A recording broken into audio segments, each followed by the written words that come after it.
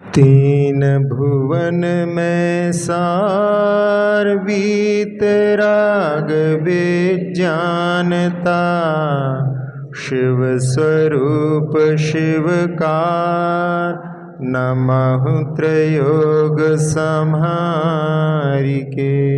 अब लोक भावना का लक्षण बतलाते हुए कह रहे हैं, किन्हु न करे न धरे को, षट द्रव्यमयी न हरे को, सो लोक माहि बिन समता, दुख सहे जीव नित भ्रमता।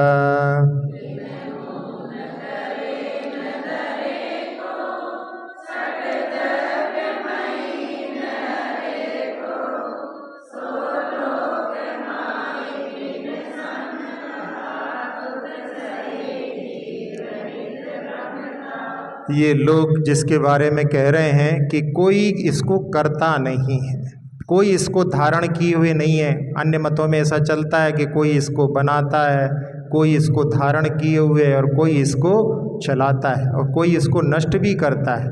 तो ऐसे यहाँ पर जो छह द्रव्यमयी जो लोक है, इसका कोई करता धरता हरता नहीं है।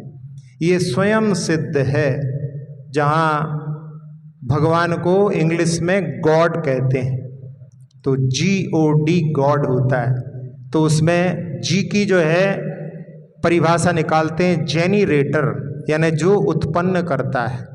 ओ को बोलते हैं ऑपरेटर, यानी जो उसको चलाता है, और डी से कहते हैं डेस्ट्रॉयर, वो उसको नष्ट करता है। तो ऐसे गॉड में जो है समझा जाता है, लेकिन वास्तव में ये द्रव्यों का द्रव्यत्व गुण होता है कि सारे द्रव्य जो हैं अपनी नई नई पर्याय को अपने आप प्राप्त करते हैं। हर द्रव्य, पूरे संसार का जितना भी, जहाँ भी कोई चीज़ है, आपके घर में रखा हुआ स्वर्ण भी है, वो भी जो है परिवर्तित होता है। इसलिए जो जैसा लाए थे नया, साल भर बाद निकालो तो वैसा नहीं दिखाई देगा, थोड़ा परिवर्तन तो उसमें दृष्टिगोचर अवश्य होगा। तो हर द्रव्य में परिवर्तन सतत चलता रहता है, उसका द्रव्यत्व गुण उसमें परिवर्तन करता है। इसलिए कोई भगवान ऊपर बैठ करके सबको परिवर्तित कर रहा है, पागल हो जाएगा वो। इतनी सारी चीज़ें, मतलब कहने के लिए वास्तव में सब द्रव्य जो हैं स्वयं परिवर्तित होते हैं, उनकी सबकी अपनी अपनी सामर्थ्य है, उसके माध्यम से सब परिवर्तित। उत्पाद व द्रव्य जो है सभी द्रव्यों का अपना निजी गुण है, उसके माध्यम में सब में परिवर्तन होता रहता है। तो इसको जो है संसार को कोई चलाने वाला नहीं, कोई मिटाने वाला नहीं। और इस संसार का जहाँ पर अपन जो लोक है उसकी रचना के बारे में देख चुके हैं, पढ़ चुके हैं पहले कि वो कैसा है, पुरुषाकार। ये कोई पुरुष अपनी कमर पर हाथ रख करके पैर फैला करके खड़ा हो जाए, ऐसा होता है। और उत्तर दक्षिण दिशा में 7 पुरुष एक साथ खड़े हो जाएं, तो ऐसा जो है लोक का आकार बनता है। पूर्व पश्चिम दिशा में उसके नीचे 7 राजू, बीच में 1 राजू, फिर कोहनी पर 5 राजू और ऊपर 1 राजू, ऐसा जो है लोक का आकार है। उसमें जो अधोलोक है वो वेत्रासन के समान है, मध्य लोक झल्लरी के समान है, और ऊपर का जो लोक है वो मृदंग के समान है। ऐसा जो है लोक की रचना होती है, जो 343 राजू प्रमाण होता है। इसमें जीव जो है सदा भ्रमण करता रहता है, और उसमें भ्रमण का कारण स्वयं के अपने परिणाम। कवि धनंजय ने विशापहार स्तोत्र में लिखा कि जब जीव भाव करता है तो उस समय में कर्मों को कई स्थितियों पर पहुंचाता है। अपने भाव जैसे रहेंगे, कर्म वैसे बनेंगे, तो कर्मों को कई स्थिति यानी लेवल पर पहुंचाता है। और फिर कर्म जीव को कई स्थितियों में पहुंचाते हैं, यानी एक दूसरे के लिए नाव और नाविक जैसी व्यवस्था है। जैसे नाव जो है नाविक को पार करती है और नाविक नाव को पार करता है, तो इस प्रकार से ही कर्म और जीव का इस प्रकार का संबंध अनादिकाल से चला आ रहा है। इसके कारण में ही वो सारे संसार में परिभ्रमण करता रहता है। तो इस लोक के बारे में चिंतन करना, पहले जो संसार भावना थी वहाँ पर यात्री जो 4 प्रकार के जो देव नारकी, अपन उनके बारे में चिंतन किया था। यहाँ पर कहाँ कहाँ विचरण करता है उसका चिंतन करना। तो यात्री और यात्रा का अंतर इस दोनों भावनाओं में है। तो ये लोक जो है जिसके बारे में अपने आकार के बारे में देखा, जहाँ पर नाभि के नीचे का जो भाग है वो अधोलोक के जैसा है, और नाभि के पास जो कमर है वहाँ पर त्रियक लोक है। ऊपर जब बढ़ते हैं तो वहाँ पर जो मेरु जो है थोड़ा सा 1 लाख योजन का है, उसके बाद में स्वर्ग चालू हो जाते हैं। तो जहाँ पर हृदय स्थल है वहाँ पर ब्रह्म ब्रह्मोत्तर आदि आ जाते हैं। जहाँ पर दोनों भुजाएं हैं वहाँ पर आनत प्राणत आदि विमान आ जाते हैं, और जहाँ कंधे हैं वहाँ पर आरण और अच्युत आ जाते हैं। और जहाँ गर्दन ग्रीवा है, इसीलिए इसको 9 ग्रीविक बोलते हैं। जो एक के ऊपर एक होते हैं वो 9 ग्रीविक होते हैं। उसके बाद में जहाँ पर ठुड्डी होती है वहाँ पर उसको बोलते हैं अनुदिश, और जहाँ मुख है वहाँ पर है सर्वार सिद्धि, और जहाँ पर मस्तक है वहाँ पर सिद्ध शिला, और सबसे ऊपरी भाग में जो 3 बात वलय उनमें जाकर के सिद्ध विराजमान हो जाते हैं। तो ऐसा जो है लोक का चिंतन करना, ये लोक भावना है। इसमें कोई सा ऐसा जगह नहीं जहाँ पर जीव ने जन्म मरण नहीं किया। जहाँ पर सिद्ध हैं वहाँ पर भी एकेंद्री की पर्याय को जीव ने पर्याय प्राप्त किया। वहाँ पर भी सिद्ध लोक में भी जीव, क्योंकि जीव का कोई भी स्थान रिक्त नहीं है, सारा संसार जीवों से कैसे भरा हुआ है। प्रणम्य सागर जी ने लिखा कि जैसे आपकी काजल की डिब्बी काजल से भरी रहती है, ऐसा लोक जीवों से ठसाठस भरा हुआ है। तो कोई भी स्थान रिक्त नहीं है। तो ऐसे संसार में जीव ने हमेशा जो है अज्ञानता के कारण, यहाँ पर कह रहे हैं कि इस लोक में बिना समता से जीव ने भ्रमण किया है, और हर जगह जो है दुख का ही साम्राज्य है। ऐसा चिंतन करके इस भावना के माध्यम से कि कब तक जो है भ्रमण जारी रहेगा, कब तक जो है किराए की कोठी में घूमते रहेंगे। तो ऐसी भावना इस लोक भावना के माध्यम से कि शाश्वत स्थान एक बार प्राप्त कर लो, फिर कोई नाम नहीं रखेगा। जो किराए के मकान में घूमता रहता है, लोग कहते हैं भैया कब बनाओगे अपना मकान, अपना मकान बना लो। फिर बार बार वो 9 महीने 11 महीने कुछ रहती है लिमिट बैंक की, उसके बाद में कहते हैं खाली करो खाली करो। अब बेचारे वो भी क्या करें, थोड़े दिन ज़्यादा रुक जाए तो कब्जा कर लेता है। बस ऐसे ही अपन इस शरीर में रहते रहते इसी को अपना समझने लगते हैं। तो ये किराए की कोठी कब तक जो है प्राप्त करते रहोगे, ऐसी भावना अपने लिए इस लोक भावना के माध्यम से प्राप्त करना चाहिए। अब बोधि दुर्लभ भावना को कहते हैं अंतिम ग्रीवक लौ की हद, पायो अनंत वीरिया पद, पर सम्यक ज्ञान न लाधो, दुर्लभ निज में मुनि साधो।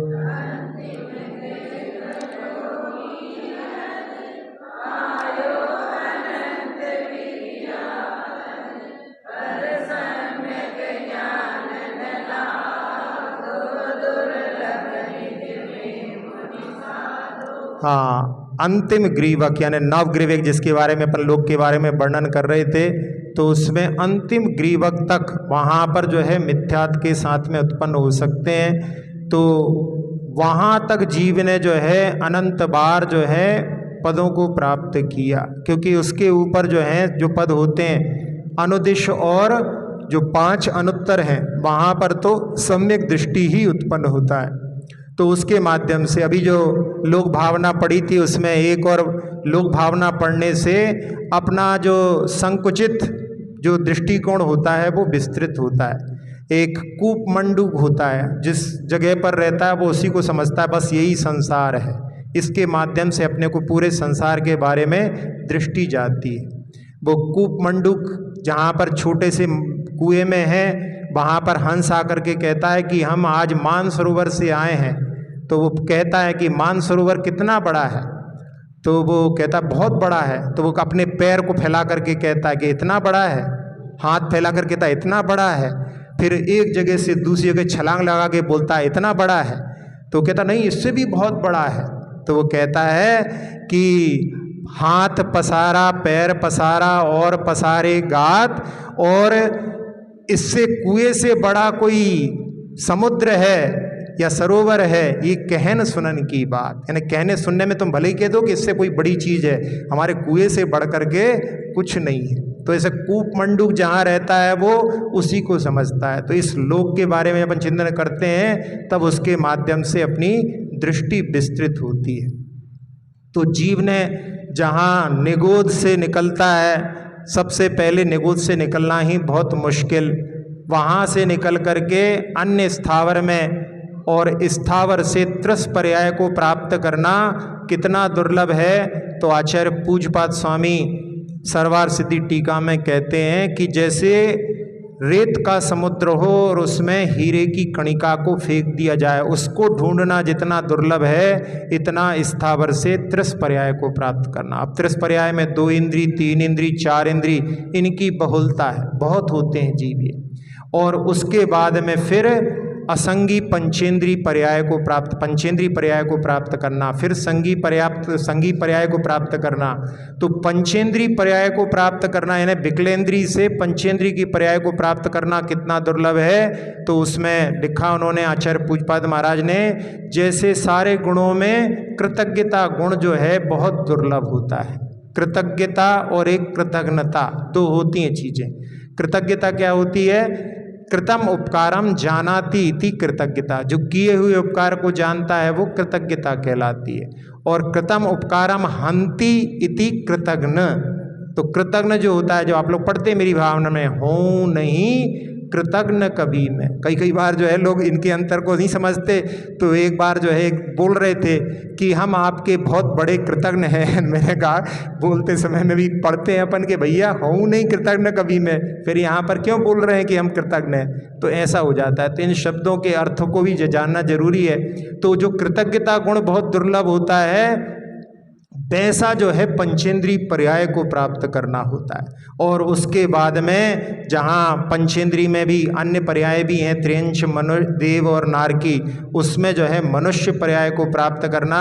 तो उसमें कहते हैं कि चौराहे पर कोई रत्नों को अपन रख करके चले जाओ और दूसरे दिन जा कर के वहाँ पर मिलना जितना दुर्लभ है, क्योंकि चौराहे पर सब लोग निकल रहे हैं, कोई की नज़र से जंगल में कहीं छोड़ा हो तो मिल भी जाए, लेकिन चौराहे पर कहाँ वो मिलेगी चीज़। तो ऐसा जो है मनुष्य पर्याय को प्राप्त करना। और एक बार मनुष्य पर्याय छूट जाए तो दूसरी बार प्राप्त होने में कितनी दुर्लभता है। तो उसमें उन्होंने उदाहरण दिया, पहले हमने बताया था जहाँ परावर्तन के बारे में बता रहे थे, तो वैसा ही उदाहरण उन्होंने दिया कि जैसे कोई वृक्ष सूख करके जल गया, बिखर गया, और फिर से उसके परमाणु जैसे उस वृक्ष के रूप में ढलें, जितना उसमें दुर्लभ है उतना दुर्लभ पुनः मनुष्य पर्याय को प्राप्त करना है।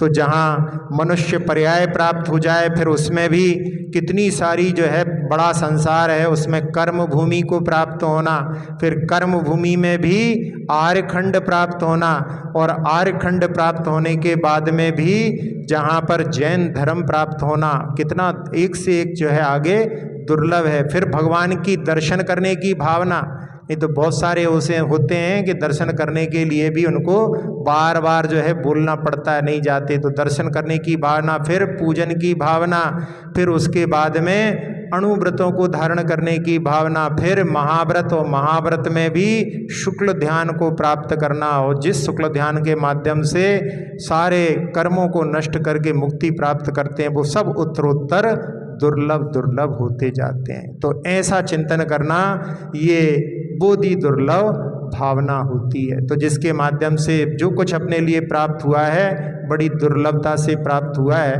उसका सदुपयोग करने का भाव इस बोधि दुर्लभ भावना के चिंतन से प्राप्त कर सकते हैं। जे भाव मोह ते न्यारे, दृग ज्ञान व्रतादिक सारे, सो धर्म जबे जिय धारे, तब ही सुख अचल निहारे।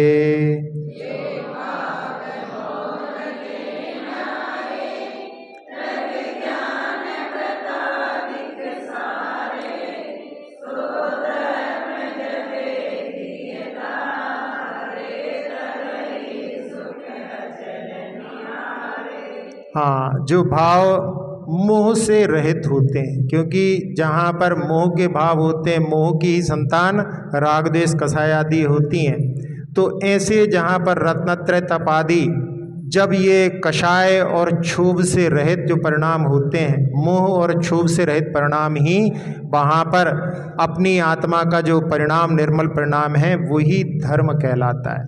क्योंकि धर्म में आत्मलीनता, जहाँ रत्नत्रय सराग चारित्र होता है, तब तक वो जो है एक यानी कहना चाहिए कि सर्वोच्चता को प्राप्त नहीं होता। जब वो मिल करके एक में एक हो जाता है, जब ध्यानस्थ अवस्था होती है, तो वो मुनिराज की ध्यानस्थ अवस्था ही वास्तव में धर्म है। इसलिए कहते हैं चारित्रम खलु धम्मो, चारित्र ही धर्म है। तो इसमें चारित्र में लीनता होती है, वो ही निश्चय से धर्म है।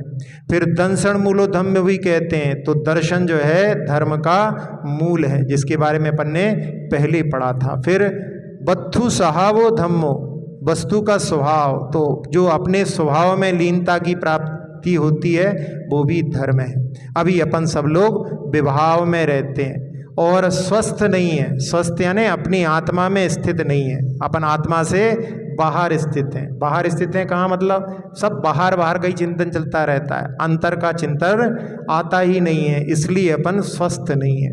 तो ऐसे जो हैं, जो वस्तु के स्वभाव है उसी में जो लीनता को प्राप्त होते हैं वो धर्म कहलाता है। तो ऐसे जो परिणाम होते हैं जहाँ पर जो आत्मा में लीनता होती है वो भाव मोह से रहित, ऐसे रत्नत्रय तप आदि वो ही धर्म है। और जब ये जीव इसको धारण करता है तब वो अचल सुख को देखने में समर्थ होता है, क्योंकि वही उसके लिए शाश्वत सुख को देने में समर्थ होता है। जो सुख जिसको कि अपन ने संसारिक में माना है वो वास्तव में सुख नहीं, वो तो आकुलता को उत्पन्न करने वाला है। इसलिए अपने लिए वो शाश्वत सुख जो अतीन्द्रिय होता है उस पर दृष्टि रख करके, जहाँ पर दृष्टि यदि नहीं जाती तो फिर अपन उस सुख के लिए प्रयास भी नहीं करते। लेकिन जो निराकुलता का जो सुख है, द्रव्य संग्रह की टीका में लिखा, कोई व्यक्ति कोई भी पांचवें इंद्रिय के व्यापार नहीं कर रहा लेकिन वो भी शांति से बैठा हुआ है, वहाँ पर उसका निराकुलता का सुख है। यदि इंद्रियों के विषयों की भी यदि आकुलता रहती है तो वो वास्तव में वहाँ पर अपनी आकुलता को मिटाने के लिए उनका आलम्बन लेता है। तो जो निराकुलता ही सुख है, ऐसे सुख पर दृष्टि लेकर के अतीन्द्रिय सुख की ओर अपने भाव ले जाना चाहिए। कई बार लोग कहते तो हैं कि मोक्ष जाना है, मोक्ष जाना है, लेकिन पूछते हैं वहाँ पर उनसे कि भैया मोक्ष में जाकर के क्या करोगे, तो वो कहते हैं कि मोक्ष में वहाँ पर जो है सब बहुत सारे सुख मिलेंगे।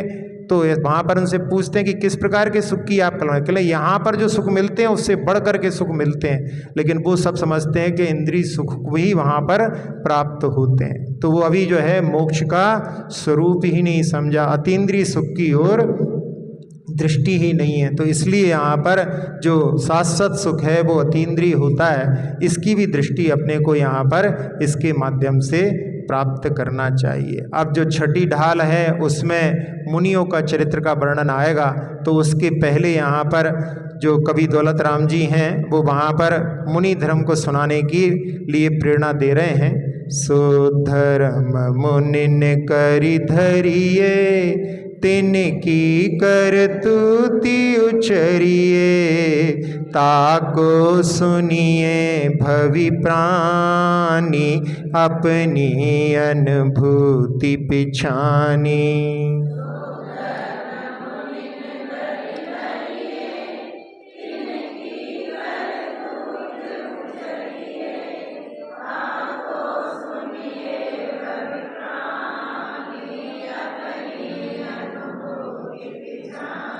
हाँ, इसलिए यहाँ पर कह रहे हैं कि जिस सुख को, अचल सुख को जो मुनिराज प्राप्त करते हैं, तो इसलिए उनके मुनियों के धर्मों को यहाँ पर धारण करने के लिए प्रेरणा दे रहे हैं। और उनका क्या कर्तव्य है, करतूती शब्द वैसे जो है कई बार मतलब नेगेटिव अर्थ में भी लिया जाता है, लेकिन यहाँ पर करतूती का अर्थ यहाँ पर उनके जो कर्तव्य हैं वो क्या क्या करते हैं उसके लिए बतलाने के लिए प्रयोग किया है।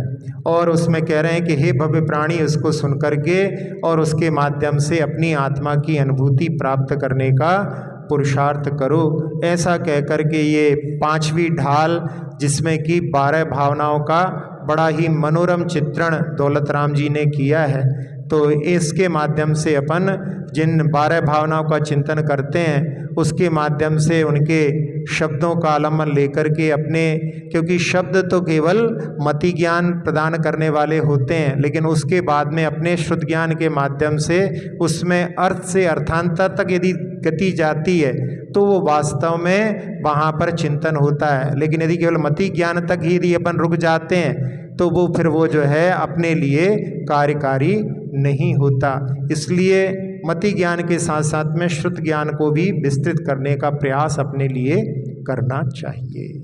अक्षर पद मात्रा से दूषित वचन अगर मनहीन रहे और प्रमाद कषाय के वश में सम्यक अर्थ विलीन किए। जिन वाणी माता मेरी उन सब त्रुटियों को क्षमा करें, दे आशीष शीघ्र हम सबको केवल लब्धि रमा मिले। प्राप्त हमें हो बोधि समाधि परिणामों की शुद्धि हो, निज आत्म उपलब्ध हमें हो शाश्वत सुख की सिद्धि हो।